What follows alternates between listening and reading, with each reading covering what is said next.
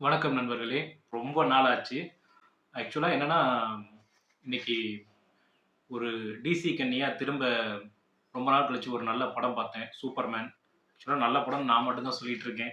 Social மீடியால பார்த்தா நெறைய பேருக்கு படம் பிடிக்கல. ஆனா, ஒரு காமிக்ஸ் படிச்சு, அனிமேட்டட் ஃபிலிம்ஸ் பார்த்து, அந்த கார்ட்டூன் சீரிஸ்லாம் பார்த்த ஒரு ஆளுக்கு இந்த படம் பிடிக்கும்.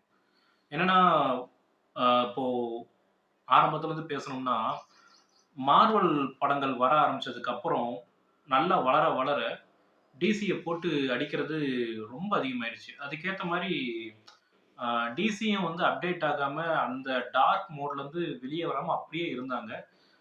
அதுவும் கிறிஸ்டோபர் நோலன்ட்ட பேட்மேன் மாட்டுனதுக்கப்புறம், அவர் நல்லா தான் பண்ணியிருந்தாரு. பட் ரியல் பேட்மேன் அந்த படத்துல வர பேட்மேன் கிடையாது. அவரு அவரு ஒரு அ ஒரு பெரிய டிடெக்டிவ். அவரோட அந்த டீம் ஒர்க் எதுவுமே அதுல இது பண்ணியிருக்க மாட்டாங்க. என்னன்னா, இப்ப மார்வல் எடுத்துக்கிட்டீங்கன்னா, எந்த ஒரு இண்டிவிஜுவல் ஹீரோ படமா இருந்தாலுமே, அதுல அவங்க மட்டும் இருக்க மாட்டாங்க.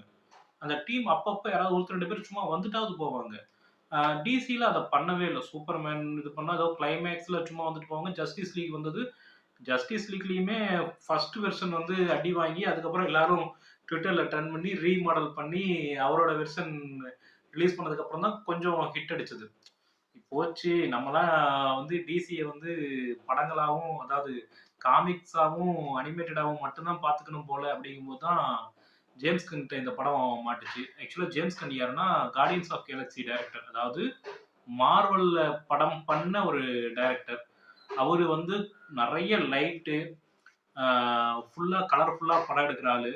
சூப்பர்மேன் அப்புட்னாவே இவங்க கொஞ்சம் லைட்லாம் கொஞ்சம் இது பண்ணு, டார்க் பண்ணு, டயலாக்லாம் பேசக்கூடாது அப்படிங்கிற ரேஞ்சுக்கு தான் வச்சிருப்பாங்க. அதுவும் இல்லாம மேன் ஆஃப் ஸ்டீல்லாம் பார்த்திருப்பீங்க. அட்லீஸ்ட் கேள்விப்பட்டிருப்பீங்க.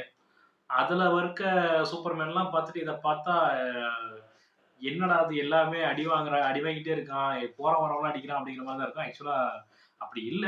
எல்லார் டீம்லாம் அடி வாங்கல. அ படத்தோட கிளைமாக்ஸ்ல தெரிஞ்சிரும். அவர் அடிக்கிறதும் அவரோட ஐயய்யோ! ரிவீல் பண்ணக்கூடாது. ஓகே. அவரோட அவர் அடிக்கிறவரு அவருக்கு ஈக்குவலான ஒரு ஆள் தான். அத அப்படி வச்சுக்கலாம். 2வது படம் எனக்கு ரொம்ப பிடிச்சிருந்தது. அதுக்கு முக்கியமான காரணம் வந்து ஒரு டீம் ஒர்க்கா இந்த இது படம் இருந்தது. ஏன்னா, ஜஸ்டிஸ் லீக்லேருந்து நெறைய கேரக்டர்ஸ் வந்திருந்தாங்க. ஹாக்வெல் வந்திருந்தாங்க. ஆ கிரீன் லேண்டர்ன். ஐயோ சாமி! கிரீன் லேண்டர்ன்லாம் ரொம்ப மிஸ் பண்ணேன். ஏன்னா, ஃபர்ஸ்ட் படம் வந்து கிரீன் லேண்டர்ன வச்சு ஒரு படம் வந்து அந்த படம் ஓடவே இல்ல. அவரு தான் வந்து இப்போ மார்வெல்ல டெட்பூலா இருக்காப்ல. என்னடா இதுக்கு மட்டும் ஓடுது, அது ஓடவே இல்லையே! அது அது அடுத்து வந்து ஜஸ்டிஸ் லீக்லயுமே கிரீன் லேண்டர்ன தூக்கிட்டாங்களே! அப்படின்னு. கிரீன் லேண்டர்ன்லாம் எனக்கு புடிக்கும். அவரு வந்ததெல்லாம் ரொம்ப பிடிச்சிருந்தது. கிரிப்டோ அந்த டாக் யூஸ் பண்ணது எல்லாமே பிடிச்சிருந்தது. கதைன்னு பார்த்தா ஒண்ணுமே இல்லைங்க. வழக்கமா குடுக்குற எந்த இன்ட்ரோவும் கிடையாது. சும்மா எடுத்த உடனே முன்பொரு காலத்தில் அப்படிங்கிற மாரி 300 ஆண்டுகளுக்கு பிறகு 3 ஆண்டுக்கு முன்னாடி வந்து இப்படிலாம் நடந்தது அப்படின்னு சொல்லிட்டு ரொம்ப ஒரு செகண்ட் 2 செகண்ட் சொல்லிட்டு நேரா கதைக்கு போயிட்டாங்க. ஏன்னா, சூப்பர்மேன் படத்துக்கு வர எல்லாருக்குமே தெரியும். சூப்பர்மேன்னா யாரு? அவனோட பவர் என்னன்னு தெரியும். அவனுக்கு வில்லன் யாரு? Lex Luthor. அவனுக்கு என்ன போய் தனியா இன்ட்ரோ வேண்டி கிடக்கு?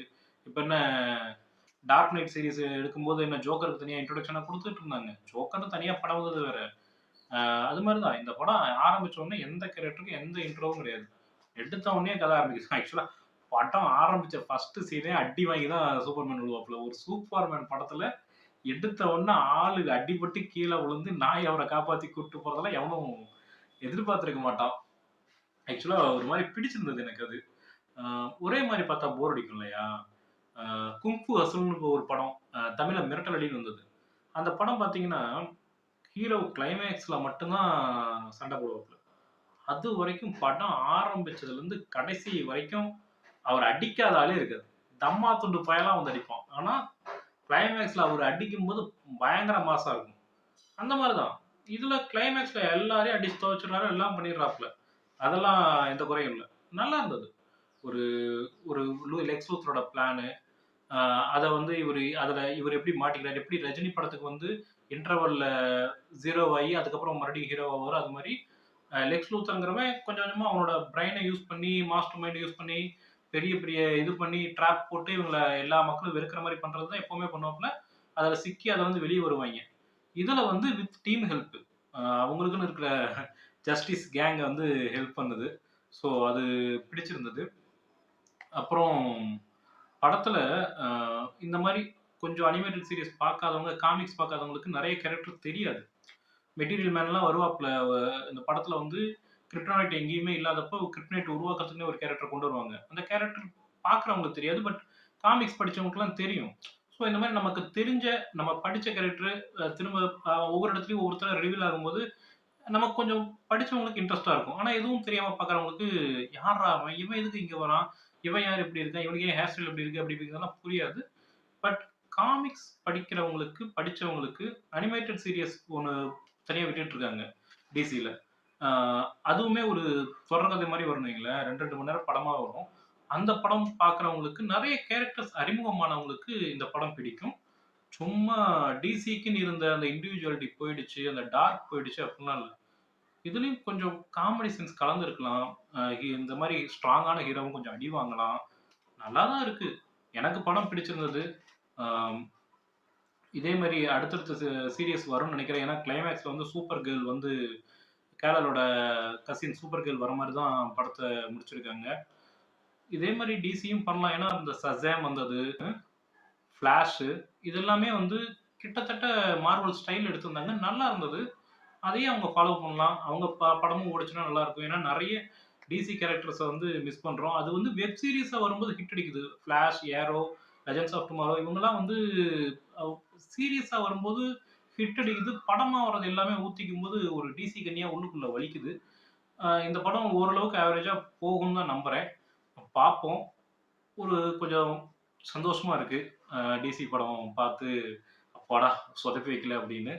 அ ஃபெல்லோ டிசி ஃபேன்ஸ் பாருங்க. உங்களோட கருத்துக்கள கமெண்ட்ஸ்ல சொல்லுங்க. Thank you.